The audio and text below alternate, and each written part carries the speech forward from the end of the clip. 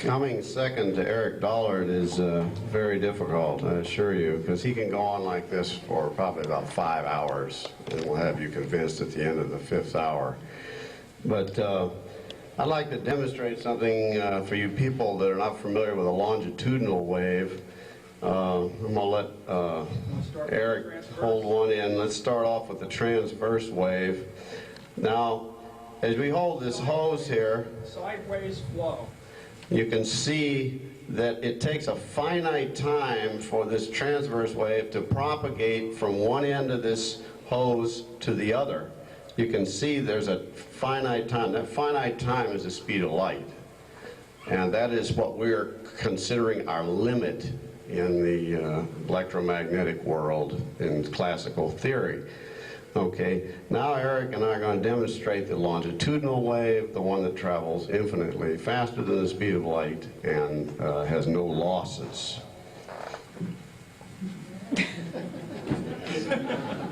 just jerk it like I said.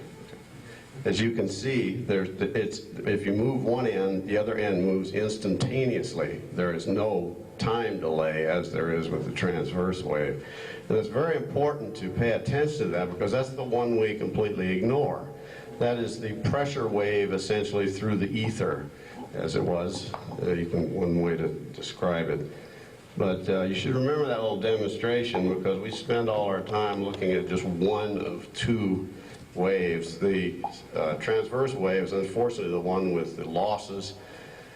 The longitudinal wave is the one with no losses that we don't even acknowledge exists.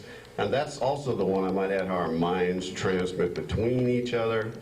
And that's the one that cells use to communicate with each other. It's the one that nerves use to communicate with each other.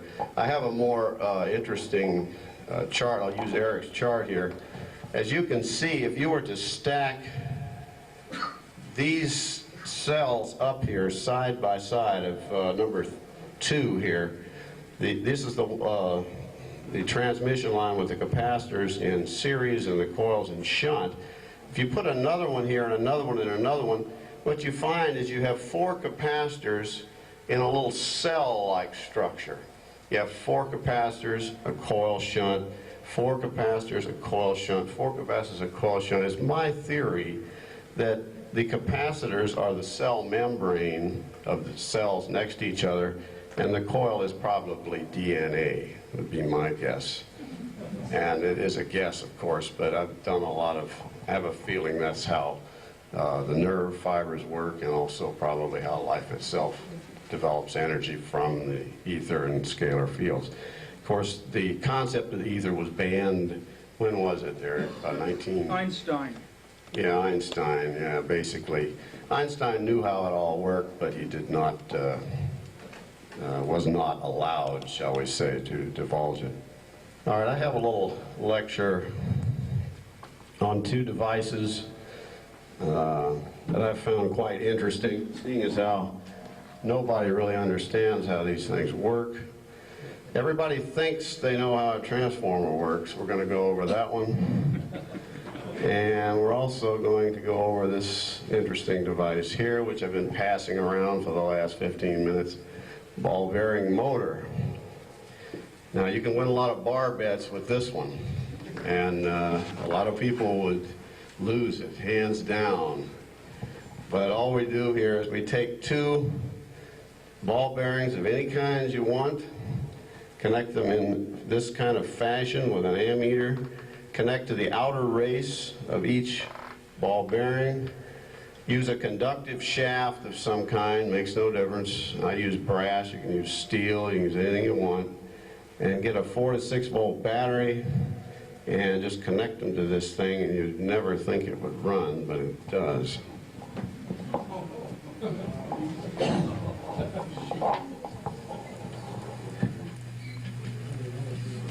Eric, I'm going to need you to get this started.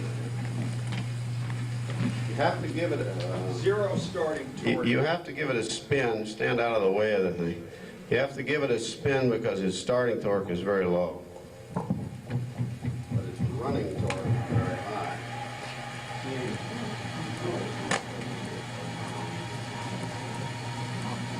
Very interesting device. It'll run both directions, one polarity. So you can win a few bar bets with that one, let me tell you. And if anybody wants, I've tried it with about 5 different types of bearings. They all work just fine, and it doesn't seem to be fussy. You've got to get at least 10 to about 50 amps going through the bearings before it works properly.